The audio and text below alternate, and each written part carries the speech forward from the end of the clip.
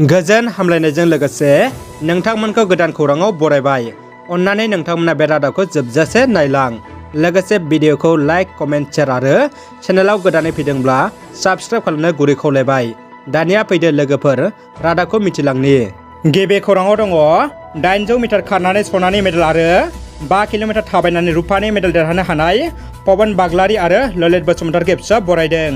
बोहैथि दाननि थांनाय 18 मेनिफ्राय 22 मेसिम केरेलानि तिरुवनन्तपुरमाव master games Federation इन्डियानि बानजायनायाव खुंजानाय 4थि नेशनेल मास्टार गेम्सआव 800 मिटार खारनानै कार्बि आंलं जिल्लानि देनगाव दखर एफसिनि बेन्दोंआव थानाय खावरि बोथार गामिनि थागिबि पवन बाग्लारीया सनानि मेडेल देरहानो हादों आरो 5 किल'मिटार थाबायनानै 3थि मासिआव कार्बि आंलं जिल्लानि लांहिन दखरानि बेन्दोंआव थानाय प्रटेकजान गामिनि थागिबि ललित बसुमतारीयाबो रुपानि मेडेल देरहानो हायो। बेखौनो मिरु एफसिनि गाहाय नेतारि मानगोनां खनिन्द्र बसुमतारी दैदेननायाव मिरु आरो कार्बि आंलं जिल्ला एफसिआ जथायै बरायदों।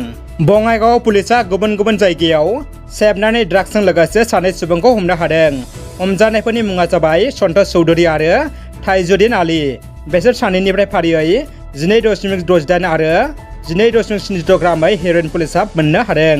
बिटिआर ओनसोलनि खायसे फोरोंगिरिफ्रा गुणोत्सव सानावनो दुखु फोरमायदों। रायजोआव सोलोंथाइनि मानदान्दाखौ जौगाखांहोनायनि थांखिजों गुणोत्सव खुंदों सोलोंथाइ बिफाना। नाथाय बे समावनो खायसे फरायसालिफोराव फोरोंगिरि गैया, खायसे फरायसालिफोराव फरायसा गैया, बायदि बायदि जेंनाफोरजों बुंफबनाय नुनो मोन्दों। बे समावनो बिटिआर ओनसोलाव थांनाय माखासे समनिफ्रायनो फोरोंगिरि साख्रि मावबोनाय फोरोंगिरिफ्रा गुणोत्सव सानावनो दुखु मोननाय फोरमायदों। दानिया फैदो गुबुन मोनसे खौराङाव।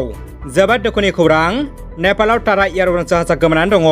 रबिबारनि फुंबिलियाव नेपालाव टारा एयार उरां जाहाजा गोमानानै दङ होनना मिथिनो मोननाय जादों।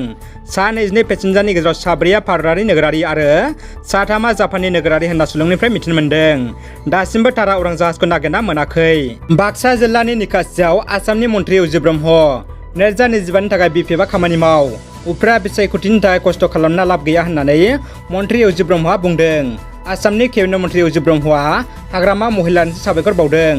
2025 बिटिसि बिसायख'थिनि थाखाय खामानि मावदो। 22 नं ककलाबारि बियाबनि उफ्रा बिसायख'थिनि थाखाय खस्थ' खालामनानै जेबो मुलाम्फा गैया। ककलाबारि उफ्रा बिसायख'थियाव बिपिएफ दोलोआ बिजाथि देरहाना सोरखार दागोनखौ नुहुराखै। रायजो राजाफ्रा जायनि थाखाय मिनिगासिनोसो दङ। बे बाथ्राखौ बुंदों आसामनि मन्त्रि उरखावग्रा ब्रह्मआ। निकासि ज्ञानपीठ डिग्री कलेजाव नुजाथि हैना खौरांगिरिनि मोगा-मोगियाव आसामनि केबिनेट मन्त्रि उजिर ब्रह्मआ बे बाथ्राखौ बुङो। नबजित नार्जारिनो भट होनो बाक्सा जिल्ला एफसुआ खावलायदों। आथिखालाव सोलिबाय थानाय डिआइडि लिटिल मास्टार सिजन 5आव गलाघाट जिल्ला सिसुपानि हालामनि उपेन नार्जारि आरो उनु नार्जारिनि फिसाज्ला नबजित नार्जारिया टप 10 मासिआव सौहैनो हाबाय। गोख्रों मोसागिरि डान्स आलाम नबजित नार्जारिखौ देरहासार खालामनो थाखाय बे समाव गोबां भटनि गोनांथि जादों। जायनि थाखाय बाक्सा जिल्ला दुलाराय बर' फरायसा आफादनि सोलोंथाइ नेहाथारि नितु कुमार ब्रह्मआ बर' माहारिनि साफ्रोमबो सुबुंफोरखौनो 9152915246 नाम्बाराव कल खालामना आरो G5 एपखौबो डाउनलड खालामना भट होनो खावलायदों। नबजित नार्जारिनि देरहानाया बर' माहारिनि थाखायनो बुहुमाव सिनायथि होनाय आरो गोग्गाथाव खालामगोन होननानैबो बिथाङा बुंथियो। दानिया फैदो जोबथा खौराङाव। श्रीरामपुराव पुलिसनि सिग्रोमनाय। गुबुन हादोरसानिफ्राय आसामाव हाबनाय गंसे सागा ट्राक हमदों। ट्राकआव गासै 22 आयेन बेरेखा मैसो दंमोन।